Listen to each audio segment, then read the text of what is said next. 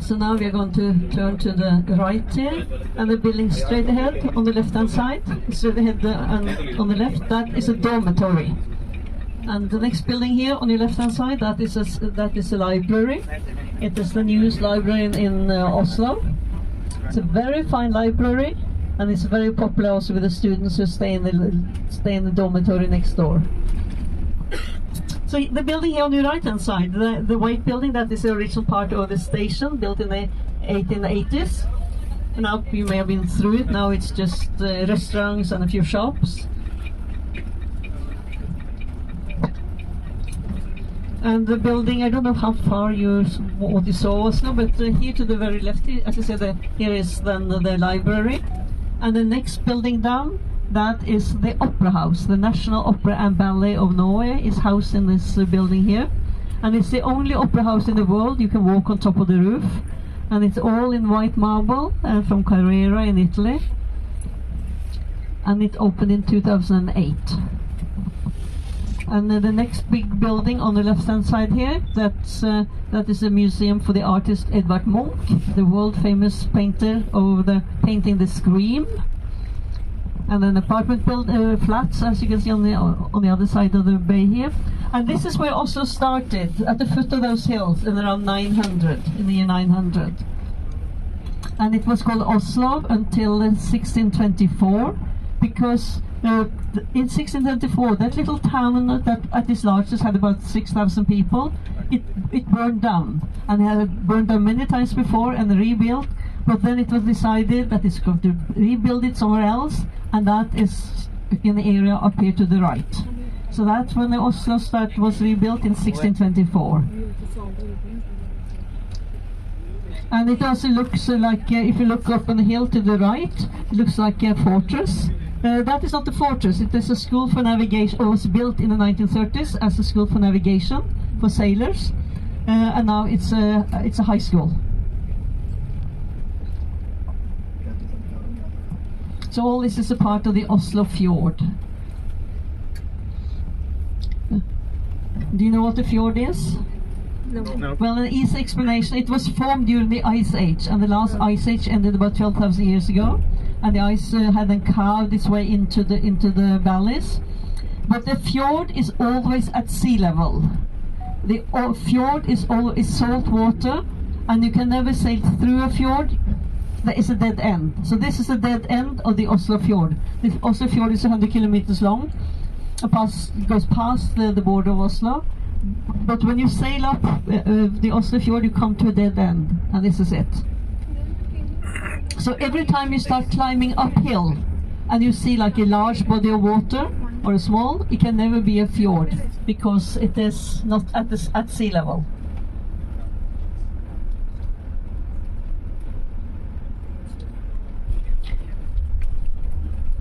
So you'll see more of the Oslo fjord here to your left here. And you will also now see on your right hand side, you will see a fortress. The original part of the fortress was finished in the year around 1300, and that is part of the buildings that you see now coming up on your right hand side. And the king, he used to live in the old part of Oslo, which I just talked about. But then he decided that he wanted to have a fortress built, because then he could he had a commanding view of the Oslo fjord, and he could control if the enemy actually approached Oslo. And on the opposite side here, of the bay here, you see a flattish roof, or it looks like a sail. That is a museum of modern art. It's a private museum of modern art. And we'll talk about it. Let's get so you can see more when I come down here.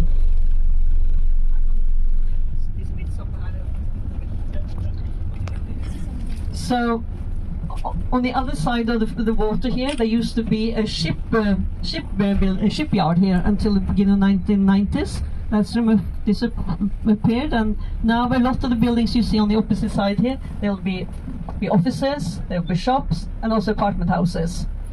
And to your right here, coming up, the building with the two towers here, that is the city hall. And there's also there's a longish building.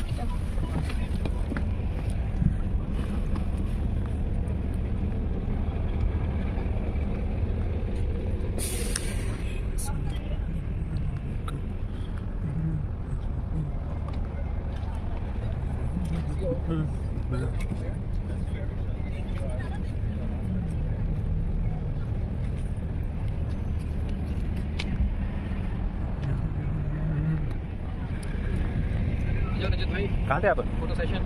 हाँ इधर आ जाओ।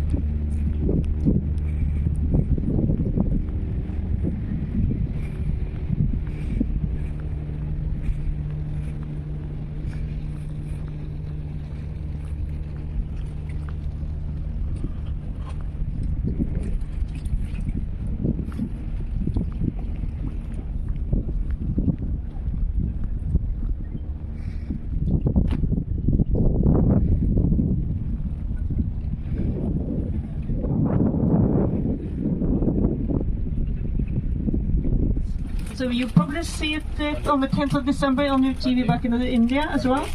But this is a very big event, and this is where it takes place. Yes, you can see part of this solid wall of the Akershus fortress up here to the left here. This is a big cruise terminal here. The world's largest cruise ships can actually anchor up here. Anchor up here in front of this building here. One of the largest one in terms of people, I think it's a German cruise ship called Aida. Takes about 5,000 people. Yeah, and these islands out here you can reach by public boat. Use your public transportation ticket and you can go to these islands. And a lot of people go out to this island just see to the right. They go out swimming. They go swimming out there. There's a restaurant out there. You can see people who keep their boats out there here to the right here.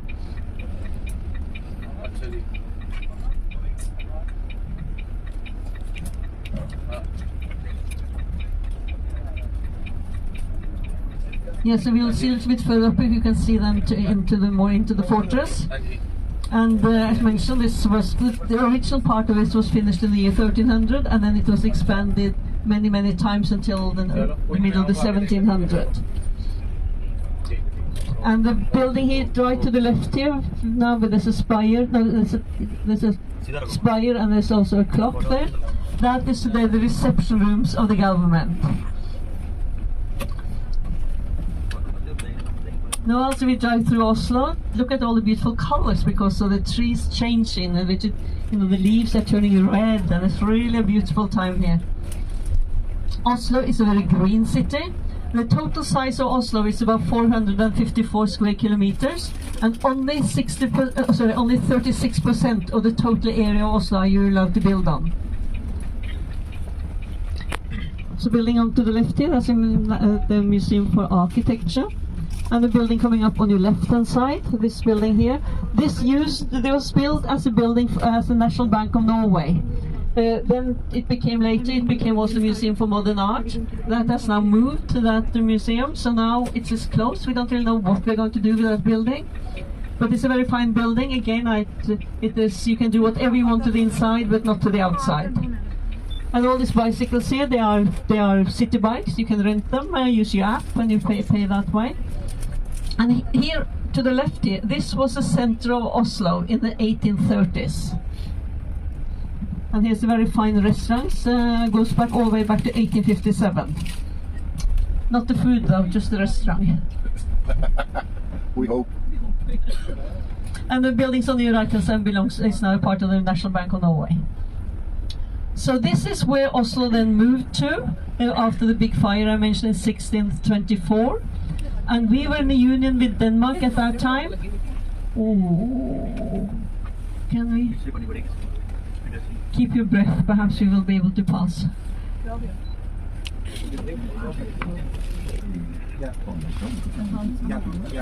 That's why we are taking this.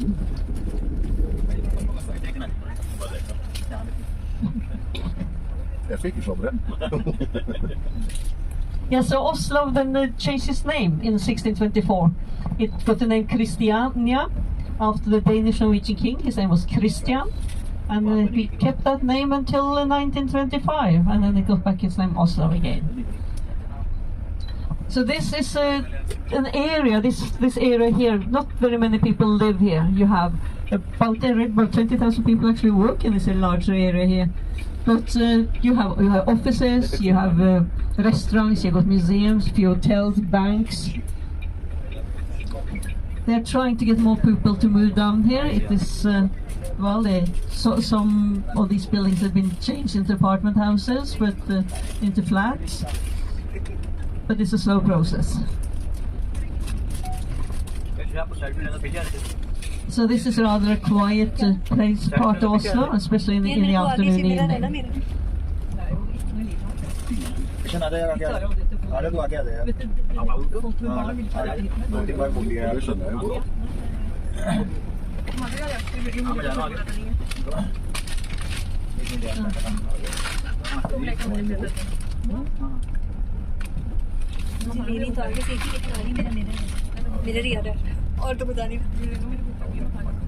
We have very good public transportation system in Oslo. We have the streetcars are blue, the tram is blue, the public bus is red, and the metro is about whitish grey color. So you don't really need a car when you live downtown Oslo. In fact, it's very difficult to find a parking space, and if you find it, it's quite expensive.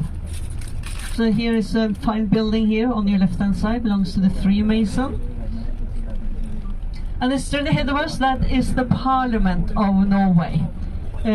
We are going to turn out to the left and to the right again, so you can see the front of the Parliament, finished in the 1860s. And this is where the Parliament of Norway meets.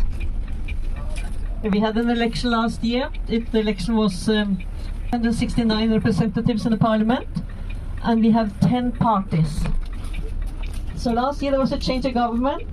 Before the change, we had the same coalition for 8 years, and that was from the center. The parties represented from the center towards the right. Now it's from the center towards the left. And you can see it. And if there are demonstrations in Oslo, most of them take part here in front of the city, of the Parliament. Can't not quite see what they're demonstrating for now, but a lot of demonstrations here. Now we're going to turn to the left, and this big grey building here on the right-hand side is one of the 5-star hotels in Oslo. It's also one of the older hotels in Oslo. And this street here is called the Karl Johan Street. It goes from the station all the way up to the palace, and it is named after a Swedish-Norwegian king. We were in a union with Denmark from 1370 until 1814, and then a union with Sweden from 1814 to 1905. And it was one of the Swedish kings who decided to have the palace built, and you will see it's on top of the hill in front of us. And his name was Karl Johan, so the name of the street became Karl Johan. Because before that palace was built, there wasn't really much here. To the left here, there was a forest, actually, that went down towards the sea. And the big building coming up on the left, yeah, if you look now down here to the left here, you will see the entrance to the city hall that we looked at from the other side when we parked the bus. That is the city hall. And the building to the left here, that is a National Theatre. It's a very fine building actually, but it's in need of restoration, and it will be closing down in a couple of years. Now here to your right, these are the first buildings of the university from the 1850s. This is the middle building part, that is where the Nobel Peace Prize was awarded until 1990. So Mother Teresa, she got the Peace Prize, and she received it here in this building, right here. So now we're going to turn to the left, but straight ahead of us, it'll be on your right-hand side, that is the palace. That is where the king and the queen live, and they're both 85 years of age. The queen is now on a official visits to Minnesota in the States. She's there for 3 days. There's a lot of people in Norwegian background that live in Minnesota, Minneapolis, and they left Norway in the 1800s. Lots and lots of Norwegians emigrated to go to the States in the 1800s. But there's a beautiful park that surrounds the palace, as you can see here, and still see some of the flowers. To the left here, you see the building with the white building with the spires. That today houses the Ministry of Foreign Affairs. But it was built as an apartment house in 1800. And this tall, elegant statue here to the left, that is a statue of the grandfather of the present king. He was a Danish prince who became the king of Norway in 1905 when the union with the Sweden ended.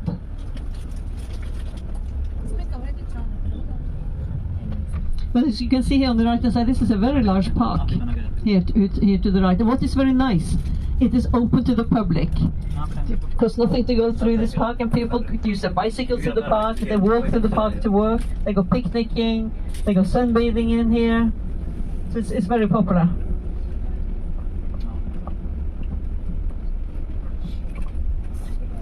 And a little bit further down here, there's some construction going on. And they're renovating a building. It's coming up now on your left-hand side, where I'm sitting now. That used to be the American Embassy. But the American Embassy needed more space. They were looking for something the equivalent of 12 soccer fields. Could not find that downtown. So they are still in Oslo, but towards the outskirts of Oslo, in a former military area.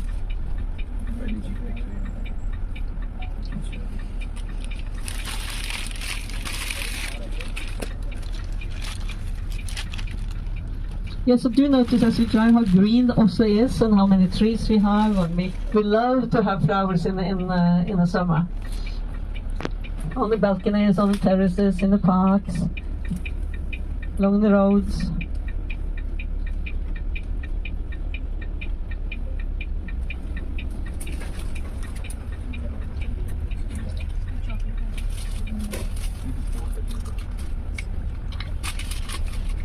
And this white building coming up on your right-hand side used to be a horse stable until before the Second World War. The royal horses were kept here, and now it's been turned into an art museum. It's still a part of the royal property, but we have a queen who's very, very interested in art, and is an avid art collector, and sometimes part of her collections will be on display in this building here to the right. This hall, you can see in this area, you'll find some very interesting architecture, very different from where we picked you up in Bjørvika. So many of these buildings here go back till the middle of the 1800s and onwards. Because there was really nothing here apart from big fields where you could grow, where animals were grazing, until I decided where to have the palace built. And the palace was finished in 1848. And then that's about when the development on this area started. There's a very popular style called the Jugend style. You may have heard about this in Ålesund, because in Ålesund there's also the same style: rounded corners, spires, tall ceilings. And you can do whatever you want to the inside, but the facade of this building will be protected.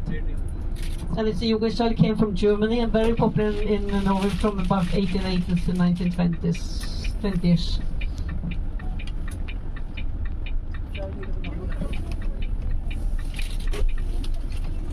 And now, if you look to the left and the right, now we're going to cross the road up here, so you get even more an idea about these beautiful buildings that you see along here.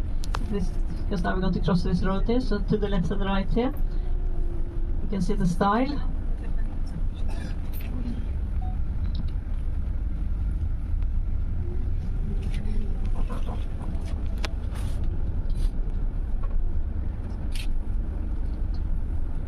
So it's rather quiet now. There's a lot of people.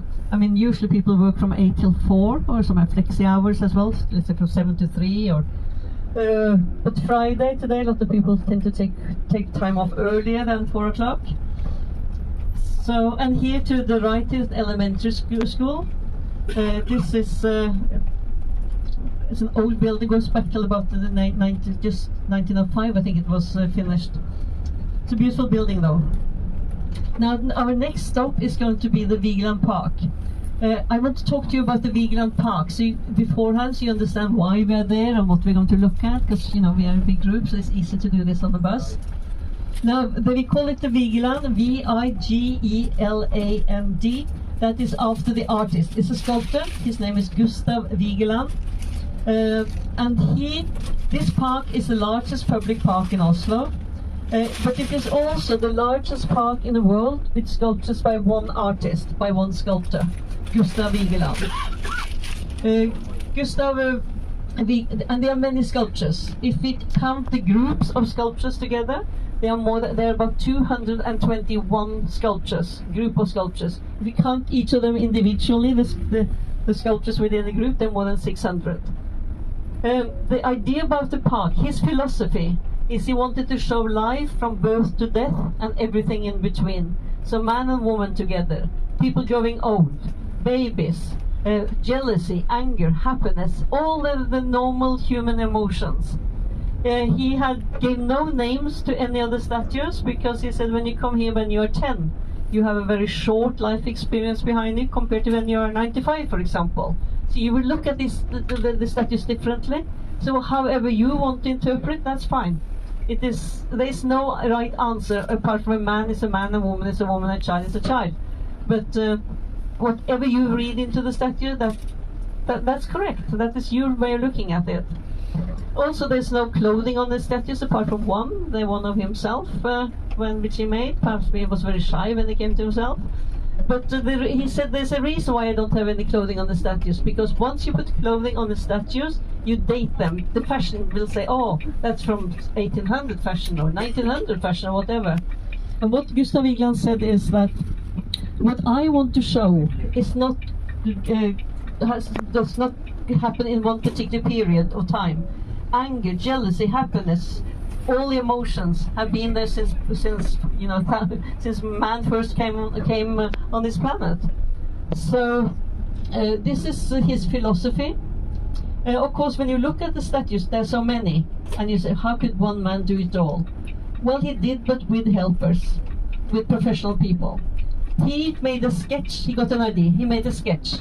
Then he made a full-size plaster model of every statue, and then he worked with workmen that specialized in, for example, in wrought iron. All the gates are made out of wrought iron. They are granite statues, so he worked with workmen, especially workmen who could carve, artist workmen who could carve in the granite. And also, you will see statues made out of bronze. But it is still Gustav Vigeland who designed it, got the idea, and it is his philosophy that is behind it all.